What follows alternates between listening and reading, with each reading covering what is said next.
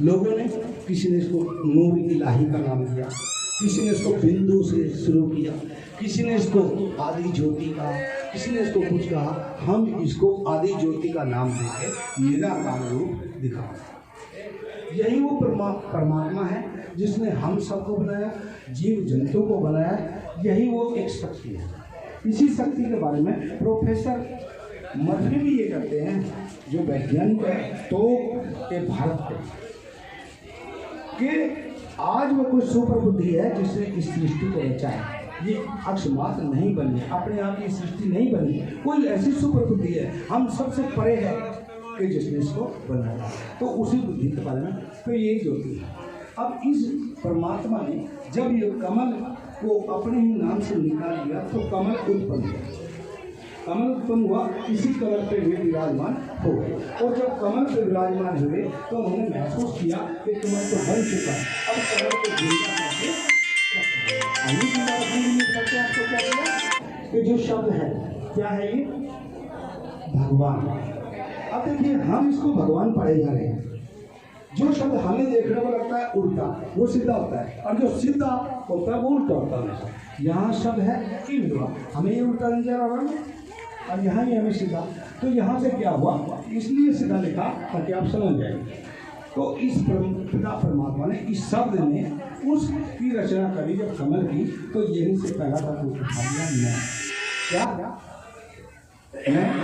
अब देखिए इसका उत्तर भय जमा गै जमा वा जमा नहीं, 4 अक्षर हुए। फिर खोलेंगे, भय जमा गै जमा वै जमा ए जमा नहीं, 5 हो गए। अब 5 से भावार्थ सुनिए। भय से भूमि, गै से गगन, वै से वायु, ऐसे अग्नि और न से मेरी।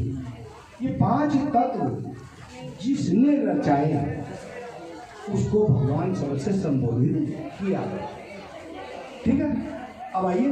तो उन्होंने कमल को जिंदा रखने के लिए पहला तत्व उठाया मैं, क्योंकि उन्होंने समझा कि कमल को जिंदा रहने के लिए किसी की जरूरत है, सबसे पहले नीर की।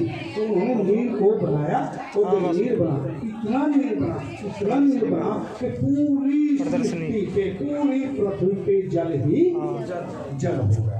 जल कितने परसेंट है?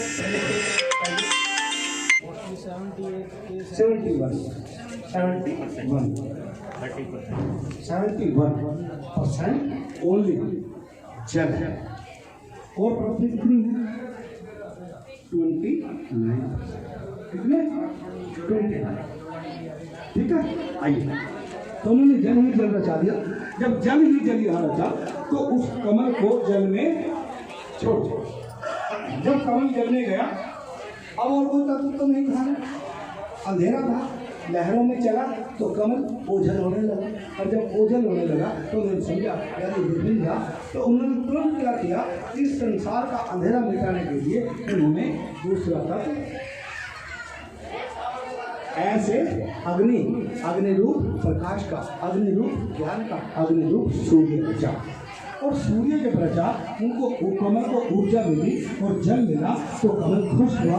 तो 2 तत्व उसको मिल चुके हैं। और तीसरा उन्होंने संसार को अंधेरे से बाहर निकालने के लिए सूर्य की रचना की। तो जैसे 2 तत्व मिले तो तीसरा तत्व समझा कि क्या इसको कमल को और भी जरूरत है, तो उन्होंने तीसरा तत्व क्या रचा, वैसे वायु रचा। अब पौधे को पैदा होने के लिए, उत्पन्न होने के लिए किन चीज़ों की जरूरत है? 3 तत्वों की जरूरत होती है। क्या? नंबर 1 जल, नंबर 2 ऊर्जा, और नंबर 3 ऑक्सीजन। जब ये तक ये तीनों चीज पौधे को नहीं मिलेगी, पौधा कभी भी अंकुरित नहीं हो सकता। राइट, आइए चले। तो जैसे ये तीनों चीज मिली, लेकिन एक गलती हुई। क्या गलती हुई? कि सूर्य बना लिया, और जब सूर्य तो बन गया लेकिन कमल भी वही है, तो कमल तो जल नहीं गया, क्योंकि सूर्य में कितनी गर्मी है, बहुत ज़्यादा है, तो जलने लगा। तो तब उन्होंने समझा कि ये जो मेरी रचना, पहली तो रचना है, पहली रचना मैंने बनाई, इसको जीवित तो रखना पड़ेगा। अगर सूर्य यहाँ रहा तो ये तो जल जाएगा। तो उन्होंने सूर्य को स्थान देने के लिए चौथी रचना करी, कि जा तू वहाँ चला जा जहाँ तेरी जरूरत, जहाँ से तू संसार को